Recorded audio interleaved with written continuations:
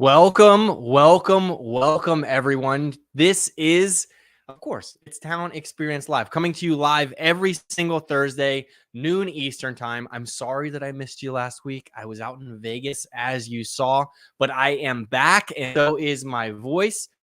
And I'm here to say that Talent Experience Live, it might just be the greatest show on the internet. I've heard that from multiple folks. Yes, it may be my daughter and my mother, but neither nor there. I'm sticking with it. Any sort of feedback I am running into the fall with. I'm your Devin Foster, and of course, Talent Experience Live is brought to you by the good folks here at Phenom, whose purpose is to help 1 billion people. That's right. You heard me correctly. 1 billion people find the right job. And they do this through their intelligent talent experience platform that helps candidates find the right fit faster, employees evolve in their current roles and beyond, recruiters achieve some next level productivity as well as efficiency. Who couldn't use that every now and again? I know that I am terrible when it comes to efficiency. And managers build better teams with data analytics and, of course, automation. Speaking of automation, all of this is powered by super slick artificial intelligence. So if you're interested in learning more, head on over to phenom.com. If you're interested, you'll find a request demo button. There are plenty of case studies. There is a blog. You can catch past episodes of Talent Experience and really anything you are looking for. So definitely check that out. Now that the bills have been paid, let's get into the meat and potatoes of today's episode. Today on Talent Experience Live, we are continuing with our recruitment marketing team. Specifically today, we are explaining why genuine employer brands resonate so much louder and how you, yes, I'm talking to you at home, can showcase your authentic brand and bring in the right candidates by doing so. This will help you save time and money, and it's something that I'm super passionate about. I'm super excited about. Last week when I talked with Amit Parmar of Clickify, we talked about how recruitment marketing is everywhere. It is showcasing your content to candidates. But today we are going to dive into it a little bit more and talk what kind of content you are going to showcase. And we have a great guest today. But before we get into that, I want to hear, number one, where everyone is tuning in from. And number two, if you could, please answer our icebreaker question. It's an easy one today. It's not too complicated. But I would love to know, what's your favorite brand? It could be clothing, technology, food and beverage, healthcare, or even a sports team. Let me know what your favorite brand is. And the reason why I asked this is because frequently companies' consumer brand does not match up to its employer brand. And this leaves candidates wanting more or feeling like they may have wasted time, which is certainly worse.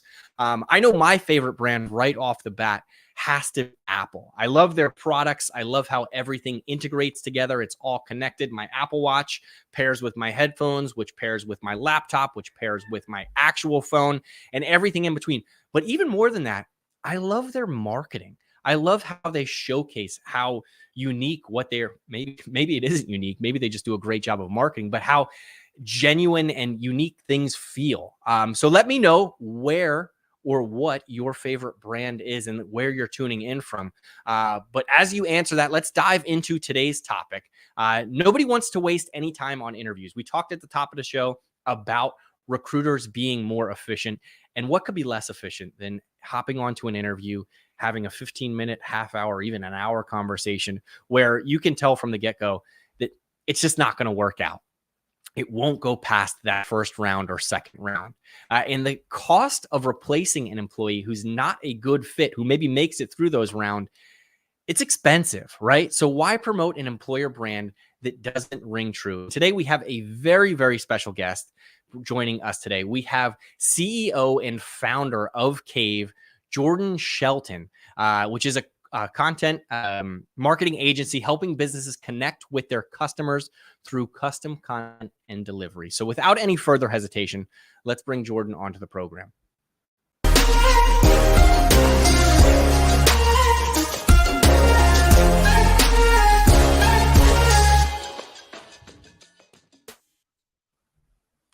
Jordan, how are you doing today?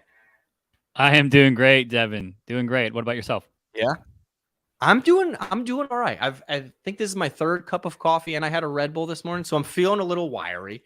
But that's a good thing, right? I'm excited to be here. I'm excited to have this conversation with you. I see a couple of chimed into the comment section. Maggie says the favorite clothing brand that she has is, I believe, change.com. And yes, the A is missing on purpose, she says. So it is change.com. And Tom says that he is stoked for today's episode. He lost his fanboyness for Apple, but used to be right there with me. I love Apple. Jordan, nobody gets on the program without answering the icebreaker question. So I have to ask you, do you have any favorite brands? Yeah, I mean, I have ones where I'm like, oh, I love their marketing, but I don't buy from them. So I got to default to the ones I purchase from. Okay. Nike a lot. Let's just lock in that from top to bottom. I love Nike marketing campaigns. The stuff that they did with from Colin Kaepernick to Serena Williams and everything in between, the Just Do It campaign that seems like it's been around forever at this point, but it's still working. So why change it? That's them. I'm not wearing Nikes right now, but around 5 o'clock this morning on my way to the gym, I was. So I am right there with you on Nike. But speaking of marketing, I have to ask you, Jordan, what does recruitment marketing mean to you? Totally. I think we overcomplicate things. It's really just marketing, right? People search out, they click on brands, they will click on job postings from companies that they know and recognize and have a good reputation. So if you're able to really lean into brand marketing, and if you are in the B2B side, showing what that day-to-day is like, showing what it's like, how your customers are actually treated, is really marketing. I want to work for companies that are doing cool things. I want to work with companies that are doing cool things or providing a great product or service. So for me, I think we can overcomplicate that, and really it's just putting out content showing what you're about and the people that you service. Yeah. And speaking of cool companies, I have to ask you, what does Cave do? What do you guys specialize in? And I think I know the answer to this, but would you classify Cave as a cool company? Yeah, I mean, I think we're cool. I mean, we try. Basically, I mean, what we do is we just help companies take their message offline and put it online, primarily through social media. So if you're struggling with, hey, how do I craft this message and not come across as, maybe unprofessional or corny or something like that, hey, we can take that message and make it platform specific, and we can align it with the overall business goals. So we've been doing that for coming on year 11 now. So yeah, we've been at it for a minute, helping companies, a lot of B2B and B2B SaaS companies and also CPG companies. So that's our shtick. Yeah. No, that makes total sense. Now you talk about putting out content and not being corny or being genuine. Obviously, that comes along with being authentic, right? You don't want to put out any material that isn't true to your brand. But what do you think it means to be authentic in recruitment marketing or in that content creation? What does that look like with some of the clients that you may have spoken with? Yeah. One, I think it's position dependent. So whatever you're recruiting for. Two, video, showing a potential candidate can learn so much more about a company when you're able to show video of what's the day in the life. Is it testimonials from past people or current staff? When you can lean into that and give more information to potential candidates, you are showing more, you're being more authentic. It's not a overproduced pre-made graphic that's just the company highlight reel. You're able to give a little bit more of that behind the scenes. That to me is what's really going to ring through and what's going to differentiate you. Now, I say it's position specific because if I'm recruiting in-house counsel, does that attorney want to hear from the IT team and vice versa? Right. So I want to make sure that I'm also showing the right part of the business and showing, the people that you would be working with, and here's the team and here's what they sit, or if you're remote, here's how you connect, whatever that may be. So I think really leaning into, position or department specifics and then taking video and running with it. No, that makes sense. I love that you mentioned the company highlight reel. Are you telling me that candidates potentially don't want to see your ping pong or pool table or your snack wall? Is that something that you're hearing right now? Because I can tell you, I have seen numerous videos where it showcases those sorts of things. That's 2012 recruitment marketing tactics. Like, we have nap rooms, so you never have to leave. You can work here for 17 hours a day and never see your kids. You're gonna love it. Like, those days are done. We've gone through the pandemic. People are like, we're valuing different parts of work. That stuff is cool, but I would care more about what's the pay? Is there health care? Who are the people I'm working with? Am I working on meaningful work? Right? I don't know about you, but I've been in a million offices with ping pong tables and there's nobody playing. So I think we care at a deeper level about the work we're doing and the people we're impacting, and ultimately the people we're working with as well. Yeah, no, I worked for a sales company at one point, and I remember when we had a pool table, and I remember when they took the pool balls away because folks weren't hitting their numbers, right? Like it's very 2012. It brings you back to that point, and it tables have turned, right? I've seen on TikTok and Twitter, or on TikToks on Twitter, excuse me, of folks showing their day in the life where it is all the glitz and glamour and everything all the time. And people are like, that's not what work looks like here, right? That's one day out of a bunch. So the other question that I wanted to ask you around being authentic and genuine, we talked about super high quality logos and graphics and things like that. When it comes down to getting video content, do you think it's vital that someone has a 4K and 8K camera to showcase that day in the life? Or do you think at this point, we're so used to seeing things on our phones, recorded on our phones, that's passable, that we can use that content in campaigns? It may not be something that we want to put on our websites, but is that something that is still resonating? And does it give off that authenticity that we're hoping for? Well, I'll say this, right? This is a iPhone 13. It shoots in 4K, right? I'm gonna go make some client TikTok thing after this, and we're gonna have an expensive camera, and we're also gonna be using an iPhone. So we're gonna be mixing in that footage afterwards. I think we like to limit ourselves with technology and say, oh, we can't do that because of this, or we don't have that. Whatever you got to work with. You can get a totally adequate, good enough setup for like $150, and use your iPhone. You can get something to stabilize, hold it while you move, get a good audio, get some lavalier microphones off Amazon for like $30 a pop, and you're that much farther ahead than most people. So I usually don't buy it when companies say like they have technical or like equipment limitations, because I'm like, you can create so much now, and it can come across as very, very high quality from an iPhone. Yeah, and there's so many solutions online are free if you want to add closed captions and add a little bit of that whoosh pop, as we call it here, as well. I have an iPhone 13 as well. I use cinematic mode on that for everything. My daughter celebrated.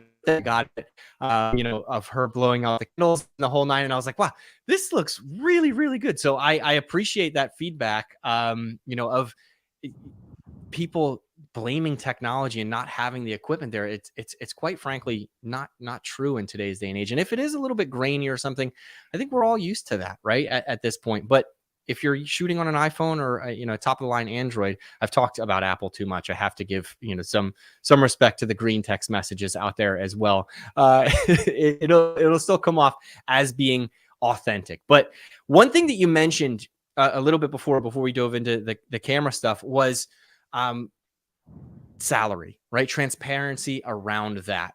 When you're working with organizations and things like that, it almost feels like compensation is something that is taboo to talk about, right? It's something I've been on interviews where compensation has been brought up and then I never hear from an organization again, right? In order to save time, should people talk about transparency in video content, or is it something that can just be in a job description page, even though we know people don't really read job descriptions anymore? Is it something that should be addressed in that external content from your experience? Yeah, I mean, I would say in the job description at a minimum, you should have the salary band. Starting off any interaction with this like cloak and dagger, trying to get one over, it's just such an adversarial relationship when you bring in a candidate and they have to try to like they're already nervous. You're sitting in the power position as the employer, and they're already trying to figure out what they can get, what they can't. I just find coming out beforehand and saying, this is the range, and this is what we offer. And then people can have that, they have informed consent when they apply for the job. So they know what they're getting into and they know what they're applying for before they ever submit a resume. And that can be said in video, any other, assisting graphics, whatever you're making, but at a minimum on the job post. No, I agree with that.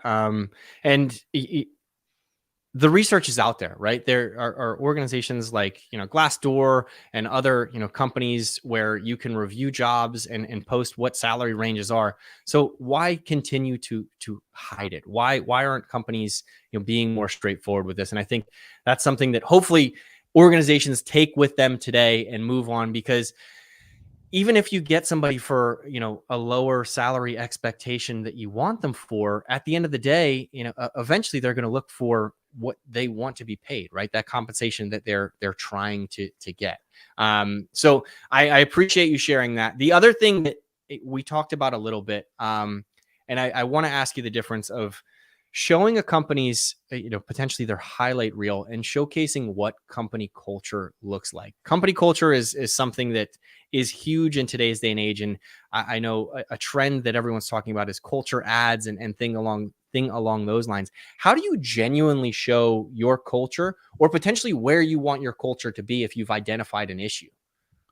Yeah, I think it starts with understanding what your culture is not, right? And understanding that. So, what I mean by that, you go on right now and you look at any job posts, and especially in tech, they're full of Silicon Valley jargon and speak, and hey, work-life balance is celebrated here. But then you get hired, you go there, and you're working on Saturdays.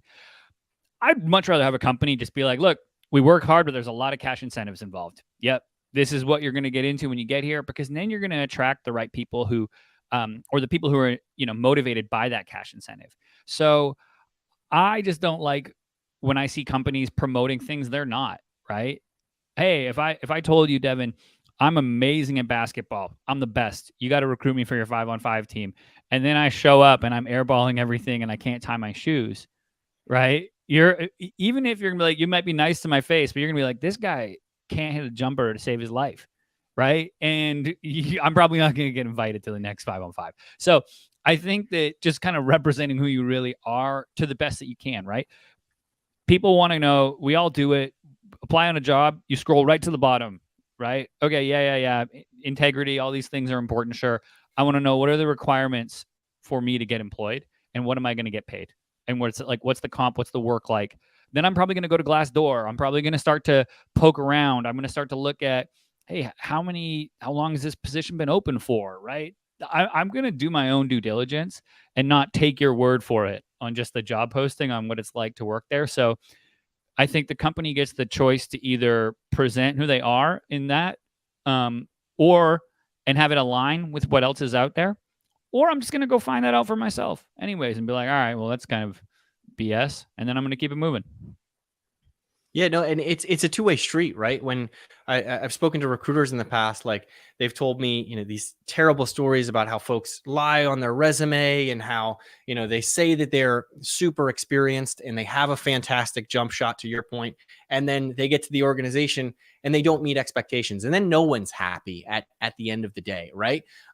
So for an organization to not do the same is a little bit of it's an issue, right? I'll just say that. But back to talking about company culture, if you have identified what you are, right, and what you're not, but you want to get someplace else, right? We've focused so much over the past few years on DE&I initiatives and creating equal opportunities for all candidates that show up to websites, and so on and so forth. How do you essentially advertise for what's missing from your organization and bring it in there if it doesn't already exist? Yeah, when you look at culture and you're trying to change or add or evolve the culture, it starts with leadership downward. So that to me is going out and bringing in leadership who's experienced in building those types of teams and building out inclusive, building out diverse teams, and understanding that they can go in and actually, when people come in and work, that their voice is going to be heard, and they're going to be, part of this change for better, right? If it's simply just an initiative to hit numbers and doesn't feel authentic from the top down, that's going to be short lived. So I think that, at least when I've seen culture change at companies, it always is. It's never been from the bottom up. It's always been a leadership change and somebody who's come in and said, "Hey, and this is the new way that we're steering the ship. This is important. We're going, and these are the initiatives. Hey, get on board, or find new employment."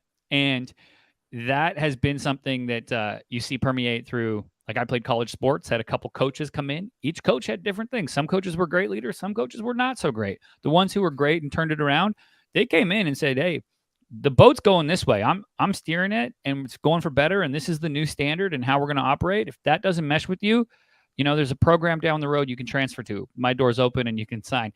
I don't think everything has to be as cutthroat as like a college football scenario, but I do think when it comes to setting the course for company culture, leadership can come in and really, really take you to the right direction. And that goes back to your original point, right? Where recruitment marketing is just marketing. If you have these initiatives where you want to promote women in leadership, or you want to promote more diversity in leadership, whatever it may be, creating some marketing materials around that and building up excitement within your organization that you can showcase outwardly, right? That's only going to help you in the long run. We talked about some of the content that you can create from specific departments, but a lot goes a long way when you think about posting on LinkedIn about promotions or things like that, or bringing in a new C-suite executive that can go out and maybe does prompt somebody to click on your application, right? Not all of recruitment marketing is campaigns. Not all of it is sending out externally thing. A lot of it has to do with just building overall awareness. Am I right with that? Yeah, building overall awareness and building the internal relationships that cause your current staff to promote your company, right? If somebody really likes where they work and they feel like they're challenged, they feel like they're part of a team, not family. Important. Never say never say it's a family, but part of a team, and they're feeling that, and they can see that leadership has their back. They're going to be the best promoters of your job and your company by far. Developers hang out with other developers, whether online or in real life, wherever it may be. And if they are proud of their position and proud of their company, when that job opening's up, they're going to go put that on channels and Discord servers and things that maybe you as a senior leader aren't really in touch with, but that can yield amazing candidates solely because the internal team is championing, your company and championing your message because you treated them right. Yeah, no, and even beyond that, right? Like, we always talk here at Phenom about referrals, right? Referrals are your best source of candidates. And what you mentioned was, posting it out on to, different boards or different, group chats or things like that. But also, it's Friday night, you had a long week, you're sitting next to your buddy at the bar or at the restaurant, wherever it may be. And you're like, "Hey, how was your week?" They say it was awful. Well, we're hiring for this position, right? We have a couple openings here, or I don't know if we have an opening, but let me reach out to my recruitment team. That goes a long way, and it creates that network effect to your point of just getting the word out there and creating that face-to-face marketing. I think that's what it would be. Word of mouth. Right. Yes, word of mouth marketing. Is it Progressive that does that ad with the old word of mouth? Anyway, no free shout outs on here. Neither here nor there, Jordan. I really appreciate you having this conversation with me. Last bit of information that I want to dive into is, you mentioned the difference between creating content for different parts of the business. I'll ask this: is that department based? Is that location based? Is it all of the above? What have you seen that's been the most successful when you're creating content for your business like that? Yeah. And we've helped clients in the tech space do this, and where they come in and I go, okay, you need salespeople? Great. The VP of sales who's going to be running that team needs to make a message. They're going to be the face of that ad, the face of that video and that posting, because that's going to be the leader that people are working under. Same thing if we look at designers, tech, whatever it may be. I want to know and I want to showcase the people who are actually, one, getting them involved in the hiring process, because they're going to know the lingo, what to say, what's attractive, to said department. Salespeople, probably motivated by cash. IT, probably motivated by building cool things. So I need to know those and what I'm going to lean into in my messaging, right? Ultimately, this all circles around from culture, authenticity, job postings. We want to have informed consent for the candidate. So they're able to say, hey, I'm applying for this job. I'm informed on what it entails. I know the salary range. I know it's a fit for me. I've seen the leader or person I'm going to report to, my direct reports, face and heard their voice. I got a sense of their personality. Okay, I hit submit on my application, right? Because now I have as much information as I can possibly get at this point in the process, right? So that to me is, I think, like how you kind of open the gates a little bit and invite people in, but you show them this is what it's like, and then they have as much information as they can possibly have, and you go from there. From your experience, when individuals in those different departments are asked to do things, do they get excited? Do you think they're more likely to post it themselves so that it doesn't just come out from the corporate account? That if they're, plastered on the website or on the career site, they're more willing to show their family and friends, like, hey, I'm a part of this. Does it also help employees, I guess, is my question there.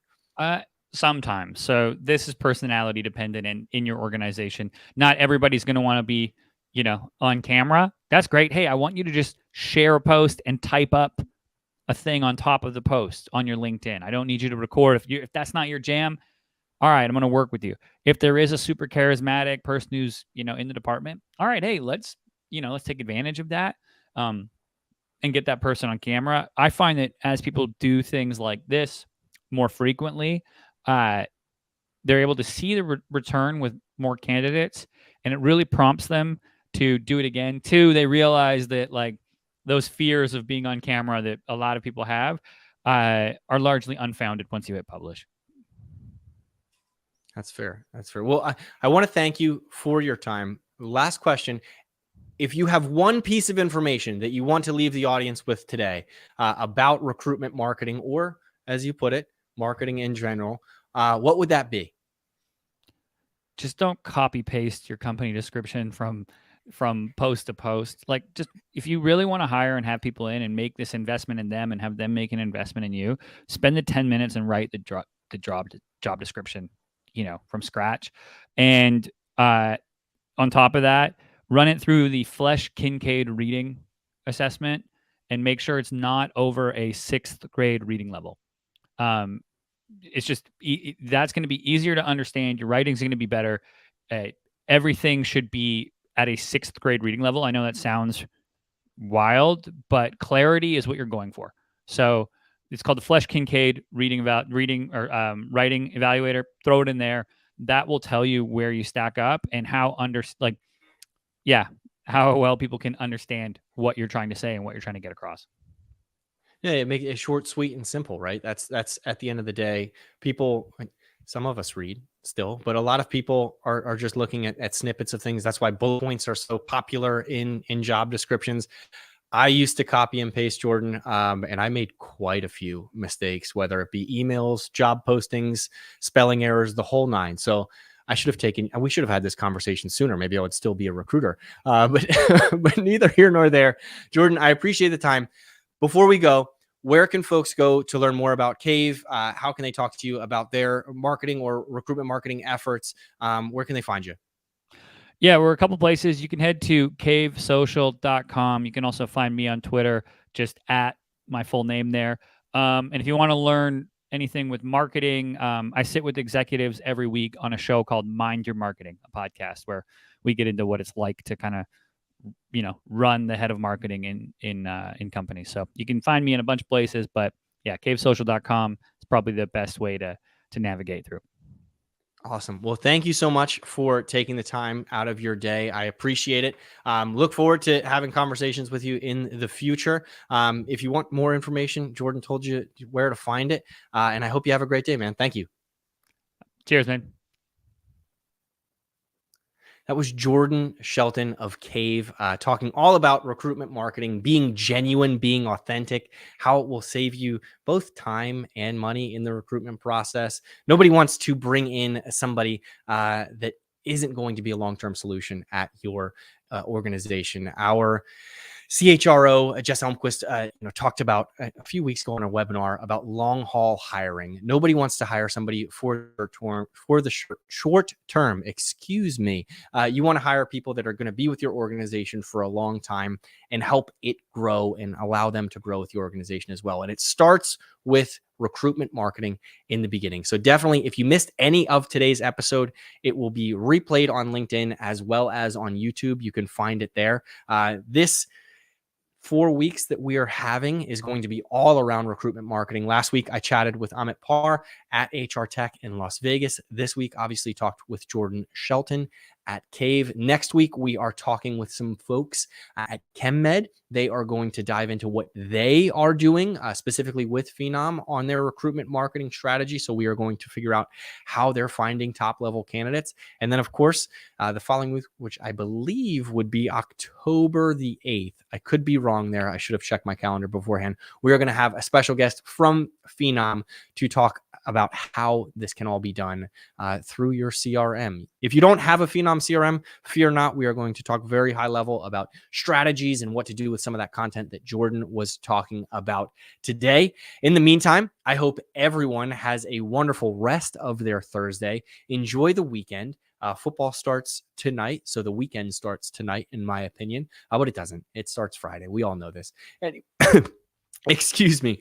Anyway, everyone have a wonderful day, a great weekend, and I'll tune in next week, Thursday, noon Eastern time, at LinkedIn, at YouTube, on Facebook, wherever you're tuning in from, as we dive more into this recruitment marketing topic. Thanks so much.